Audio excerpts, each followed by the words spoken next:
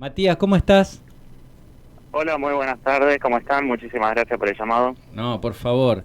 A ver, Matías, contanos más o menos en qué consistió este estudio, qué es lo que ustedes ven y también qué es lo que le parece que eh, a partir, por ejemplo, de los medios públicos, debería conocer el público que no está conociendo como para tratar de amortiguar un poco la crisis en la que estamos. Bien, desde la Defensoría del Pueblo, junto con la Facultad de Ciencias Económicas, se hizo un relevamiento, una encuesta a distintos sectores de la ciudad de Santa Fe sobre la situación de los distintos hogares y familias. Esa encuesta reveló de que hay una gran cantidad de hogares que se encuentran endeudados de todo tipo, no solo tarjeta de crédito, sino también desde el pago de los servicios básicos como la luz, el gas, e incluso el pago de la despensa, el famoso Mm, fiado. Y esto es así porque, bueno, hemos tenido un cambio en el gobierno nacional, donde la inflación subió ujú. de forma muy Abrupto. importante durante diciembre y enero, disparándose el precio de los alimentos, y eso hace que la gente cada vez tenga menos resto para poder Mm, llegar a fin de mes, y lo que ocurre es que no le queda otra que salir a endeudarse. mm, Eso es lo que reveló esta encuesta. Obviamente la complejidad de la situación, y más viendo los meses venideros, vemos que la inflación que rondó el 4% el mes pasado va a seguir manteniéndose en ese nivel. Por lo tanto aún seguimos con estas complicaciones y se hace muy importante poder lograr cuidar nuestro dinero, ese dinero mm. que tanto nos cuesta conseguir con nuestro trabajo, y para ello también la idea es que la gente empiece a Mm. tomar el control de sus finanzas, primero reduciendo esas deudas que tiene, y luego, bueno, hay distintas estrategias para poder cuidarnos que podemos ir charlando. A ver, te pregunto algo concreto de lo que fueron viendo ustedes a partir de las encuestas. ¿Los ciudadanos comprenden básicamente cuando se endeudan cuáles son los costos de ese dinero que están pidiendo o que están comprando el dinero ese? ¿Lo comprenden o es todo un proceso nuevo en el cual cada uno se va hoy fijando más que antes lo que ocurre? Tenés de todo tipo, pero generalmente la gente lo que mira cuando se va a endeudar es la cuota que tiene que pagar, pero no Mm, mira la tasa que está pagando. claro. Hoy si uno pide un préstamo personal o incluso a través de las billeteras virtuales, uno puede pagar en cuotas Mm, cualquier compra que realiza, pero las tasas son extremadamente altas y la gente solo se fija si puede pagar la cuota, cuando en realidad le están cobrando capaz que 2, 3 o 4 veces la compra que está haciendo. Y eso, en una inflación que está a la baja, la verdad que estás pagando tasas muy altas y luego se convierte en una bola de nieve tremenda, mm, que es muy difícil salir. Pasa desde las billeteras, estos préstamos de las billeteras virtuales, como también la tarjeta de crédito, que si no tenés un control de lo que vas gastando, luego te llega el resumen, te da un infarto de todo lo que tenés que pagar, y si solo pagas el mínimo, las tasas para refinanciar esos saldos son del 200%, 300%. De hecho se eliminaron los topes máximos mm. que los bancos podían cobrar, así que ahora los bancos pueden cobrar la tasa que quieran, y eso hace de que nuestra deuda sea cada vez mayor, y veamos cómo se nos reduce aquello que ingresa el dinero que ingresa inmediatamente se nos escapa de la mano. Claro, para que, perdón, ahora pero una cosita que me interesaba. Cuando uno pide, por ejemplo, no un préstamo, compra algo y en cuotas, ¿no? Es como que firma un contrato y ese contrato debe ser mantenido. O sea, no es que, a ver, pueden manejar la tasa que quieran al alta los bancos, pero no pueden, o entiendo mal para que también la gente No, lo se puede comprenda. indexar, Claro, obviamente. lo que no se puede hacer es cambiar las reglas de eso que ya firmaste, que es un contrato, Ujú. básicamente. No es informal, es directo, es automático, es rápido, pero tampoco es que te pueden cobrar lo que quieran, sino lo Por que supuesto. vos acordaste. Sí, sí, es un contrato que vos lo realizás una vez y eso se cumple. El problema es Mm, que si vos todos los meses vas refinanciando esos saldos, claro, vas cumpliendo el nuevo contrato que se da cada mes. Es decir, si claro. uno firma un contrato como un contrato de alquiler, Mm, pues implícitamente estaba aceptando esas condiciones cuando refinanciás el saldo. El tema es que si mes a mes lo vas refinanciando, obviamente las condiciones mes a mes te van cambiando. Pero sí, una deuda es un contrato, es un compromiso que uno asume, que luego tiene que pagar, y que si además no paga tiene penalidades, desde intereses hasta, en casos extremos, embargos. Ahora, Matías, ¿en qué gasta el santafesino digo, en productos? Porque una cosa es, uno recuerda otros años que en donde el porcentaje de endeudamiento de hogares argentinos en tarjeta de créditos era, por ejemplo, para la compra de electrodomésticos, que era, bueno, por todos los planes, ahora 12, ahora 30, bueno, se llegó a ver en Argentina planes muy largos. ¿En qué gasta hoy el santafesino o en qué usa su tarjeta de crédito? Bueno, hoy en día también está lo que es cuota simple, que es una buena alternativa si uno lo mira respecto a la inflación, pero ya la compra no se hace en un electrodoméstico, y fíjate que una heladera vale más de $1.000.000, una buena heladera, pero sí se hacen compras muchas veces diarias, al supermercado, por ejemplo, y si uno va a los sectores de más bajos ingresos, hasta en comida se endeudan. Por ejemplo, la compra de la carne o lo mismo la verdulería se compra en cuotas, o el famoso fiado en los almacenes de barrio. Esto es por la situación que tenemos, en donde los ingresos claramente no acompañaron a la inflación, y mucha gente tuvo que verse afectada en compras que antes las hacías pagando de contado, ahora no te queda otra que endeudarte. Matías, Laura te saluda, ¿cómo estás? Quería preguntarte si esta nueva conducta, digamos, de endeudamiento coincide específicamente, no sé, con el nuevo gobierno, o de un tiempo a esta parte, digo, ¿en qué meses ustedes vieron que se agudizó esta conducta? Si ya viene del año pasado, también, ¿qué pintura nos puedes hacer al respecto? Bueno, evidentemente el cambio de gobierno generó un cambio en la conducta. El año pasado, cuando había una gran cantidad de pesos dando vuelta en la economía, los pesos te quemaban. Es decir, vos cobrabas este ingreso y veías cómo rápidamente lo que cobrabas perdía contra la inflación, entonces lo que vos hacías era consumir. Consumías, pero luego, con el cambio de gobierno, lo que ocurrió fue todo lo contrario. Sacaron los pesos de la economía y hoy el peso no alcanza, los pesos que tenemos no alcanza, y ahí es donde la conducta, principalmente en enero, cuando se dispararon los precios de los alimentos, ahí es cuando cambió la conducta de la gente y tuvo que comenzar en algunos casos a endeudarse. De todas maneras es una cuestión cíclica, eso se ve que la gente, hay años, sobre todo los años que no son electorales, donde el endeudamiento aumenta, pero cuando hay años electorales, como el año pasado y seguramente el año que viene, vamos a tener más pesos en la calle, y ahí ya la conducta cambia. Bien. De todas maneras, quiero aclarar que el caso de endeudarse y demás es porque la gente en sí, independientemente de lo que pase con las medidas que toman los distintos gobiernos, es que uno no tiene el control de sus propias finanzas. Cuando uno está altamente endeudado, el problema es que no sos una persona libre, es decir, vos necesitas cumplir con esos compromisos.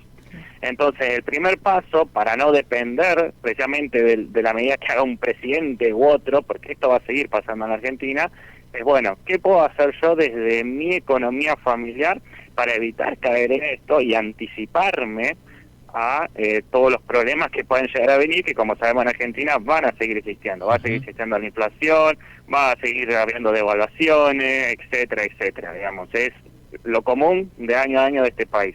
Por lo tanto, hay que empezar a pensar desde la economía familiar, bueno, ¿qué puedo hacer para no depender tanto de lo que hagan los gobiernos?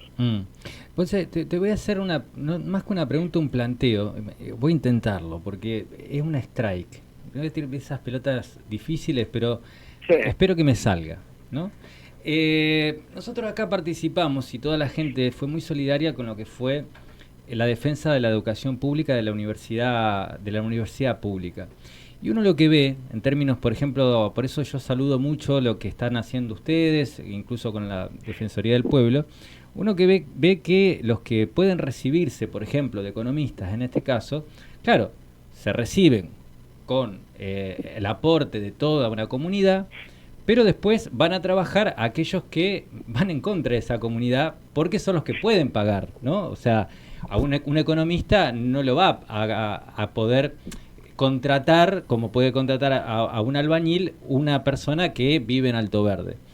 Y la pregunta es si vos crees que hay una posibilidad o hay un margen que desde, por ejemplo, la facultades, desde la educación pública y universitaria, se pueda tratar de alfabetizar financieramente a los ciudadanos, porque hay algo que nace con todo esto, y es que cómo te proteges del Estado.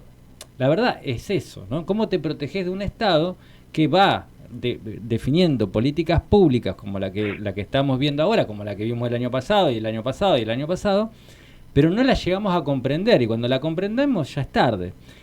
¿Qué te parece a vos el rol de ustedes como divulgadores, pero de la diaria, ya no tanto, viste, del Dora, porque nosotros acá lo que básicamente tratamos de explicar siempre es, che, la cosa está mal y la verdad es que no hay indicios de que va a estar mejor, y esa información no es para que puedas organizar tu vida, para no pensar que mañana todo se va a arreglar. Pero en el caso de lo que es la microeconomía, ¿ustedes creen que pueden aportar algo y que hay algo que se puede hacer?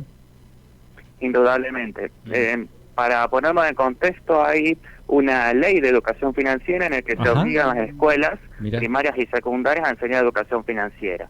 Todos vemos claramente de que eso no ocurre. ¿Por qué? Porque el sistema quiere de que vos no sepas.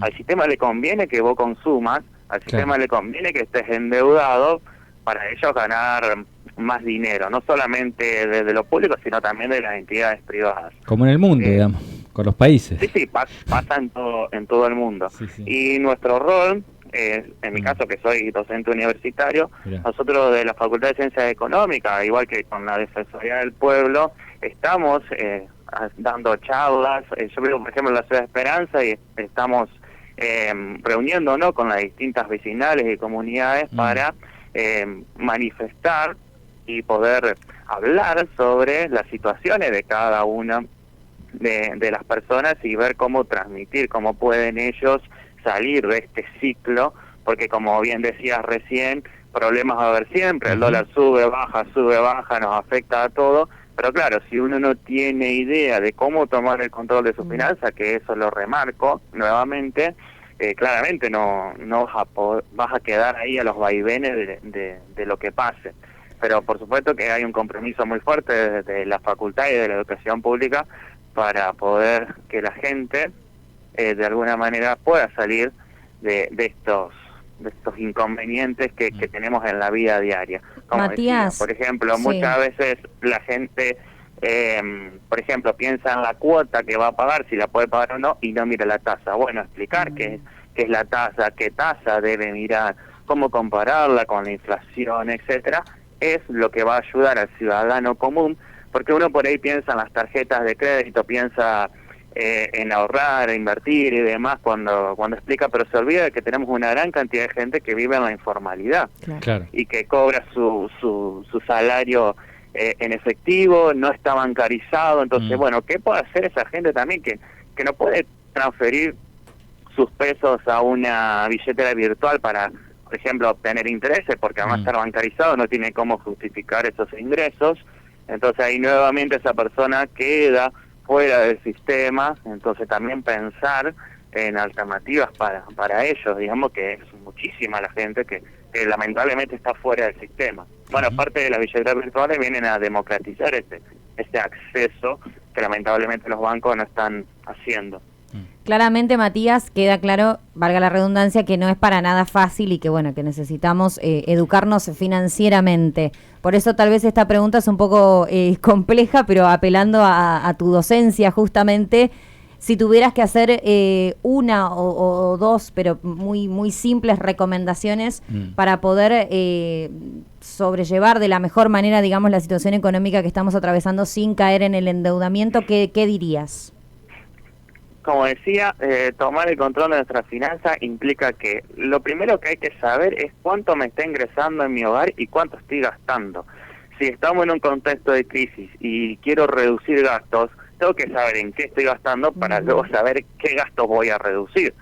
Porque, por ejemplo, puede ser que estoy pagando 5 servicios de streaming y estoy usando solo uno. Claro. O estoy yendo todos los días al supermercado o al almacén y todos los días me compro un chocolate, me compro un dulce, y bueno, y esos son gastos que cuando uno los suma en el mes, y dan su buena plata que está gastando. Entonces, lo primero que hay que hacer es lo que se conoce como un presupuesto. Bien. Registro lo que me ingresa, registro todos los gastos que realizo.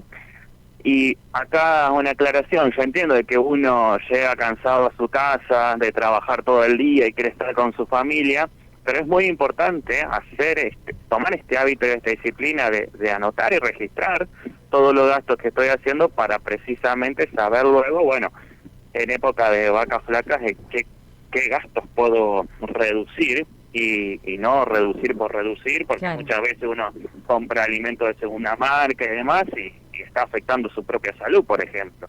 Entonces, Claro. lo primero es armar un presupuesto, saber cuánto me ingresa y cuánto me gasta. Y lo segundo es lograr de alguna forma ahorrar. Es decir, por ejemplo, no estoy diciendo que eso sea ahora, es algo que lleva mucho tiempo, Por pero por supuesto. ejemplo el año pasado que había muchos pesos dando vuelta, bueno, ahorrar en esa época hubiera sido algo muy interesante para poder gastar eso que ahorré ahora que no llegó a fin de mes. Es decir, pensar en el futuro, porque la gente generalmente es cortoplacista. Piensa en si llega el hoy, pero no piensa que va a pasar el mes que viene, el año que viene, si va a tener que salir a cubrir una urgencia o algo por el estilo. Y el ahorro ayuda mucho a cuando no me alcanza el dinero, bueno, ahí tengo un respaldo para salir a hacer ciertos gastos. Así que esos sí. serían los dos tips más Claro. básicos que Bien. podemos empezar. Y después es simplemente agarrar YouTube y poner sobre finanzas personales. Hay mucha información, hay que ser cuidadosos, obviamente, Ujú. pero tomar el control de nuestras finanzas es fundamental para no caer en un ciclo de endeudamiento y para tener reservas cuando precisamente no podemos llegar a fin de mes y evitar así endeudarse. Mira, ya estamos sobre la noticia, pero hay algo que como tips me parece que nos está faltando, ¿no? Como comunidad. A mí me pasa, por ejemplo, ¿no? Llevo al niño en el auto a la escuela y veo que atrás mío un vecino que no sabía que estaba, frena y también lleva al niño. Y por ejemplo, esto que vos decías, el streaming, por ahí sirve para 2, 3. ¿Qué sería la posibilidad de organizarse? Porque es como que todos los tips que vemos siempre tienen que ver con, bueno, a ver, ¿cómo me las arreglo solo? No cómo me salvo, porque al final no nos vamos a salvar. Pero digo, esta cuestión también de lo comunitario, porque como se está hablando tan mal de lo colectivo, parece que organizarse con un vecino o con alguien como para hacer las cosas más económicas no está dentro de la educación financiera por ahí, ¿no? Como que es algo más personal. ¿Vos cómo ves esto de las asociativas? Aparte, ¿no? Santa Fe, provincia del asociativismo, si la hay, ¿no? Sí, bueno, por ejemplo, una gran alternativa es con nuestros vecinos, familiares, amigos, hacer una compra en un mayorista.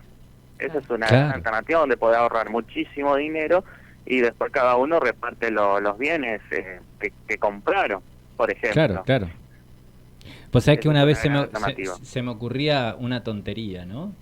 Que se junten 100 vecinos y llamen a licitación a varios comercios para ver quién ofrece la mejor propuesta económica. Eso lo hace el poder, lo hacen las corporaciones y parece que nosotros no podemos hacerlo, ¿no? Qué loco eso. Es terrible. Muchísimas gracias, Matías, y gracias por el laburo. Acá me preguntaban si es el mismo. A ver, no se trata de que es interesante o no, que es el estudio que hicieron, sino que empecemos a ver que la educación financiera es necesaria para recuperar algo de soberanía personal, ¿no? Y de familia. Me parece que va por ahí, ¿no? Así como es tan importante obtener un buen trabajo y profesionalizarse uno mismo, también es la administración del dinero. Si uno no administra su dinero, se le escapa rápidamente por las manos, porque claramente nuestro cerebro lo primero que busca es, bueno, ¿en qué puedo gastar? Y si tengo dinero ahí, nuestro cerebro va a buscar la forma de gastarlo también. Entonces, entender eso, ser disciplinados, armar un presupuesto, ahorrar, o en comunidad, como bien nos comentabas recién, son buenas alternativas para empezar a tomar el control de nuestras finanzas, y es algo que tenemos que hacer día a día y ejercitar día a día. Matías, muchísimas gracias. Muchas gracias a ustedes, que tengan un buen día. Bueno, estábamos en contacto con el licenciado Matías Nagel.